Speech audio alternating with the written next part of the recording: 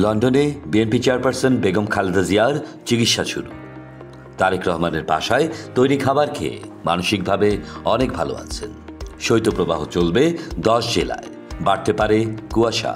ঘন কুয়াশায় দৌলদিয়া পাটুরিয়া নৌরুটে ফেরি চলাচল বন্ধ।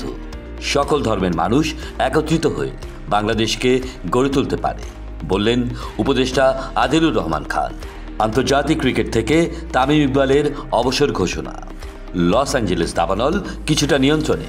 ধ্বংস হয়েছে 10,000 অবকাঠামো। মেঘনায় বাল্কহেড ও স্পিডবোট সংঘর্ষে নিহত 2, একাধিক নিখোঁজ। আমি রাজনীতিতে জড়াইনি, ইত্যাদিও রাজনীতিমুক্ত, বললেন হানিফ সংকেত। ঘুষের মামলায় নিঃশর্ত খালাস পেলেন ট্রাম্প। লালমনিরহাটের পাটগ্রাম সীমান্তে ফের বিএসএফের কাঁটাতারের বেড়া স্থাপনের চেষ্টা, বিজিবির বাধা। দৈনিক বার্তা, স্বাধীনতার পক্ষের দৈনিক।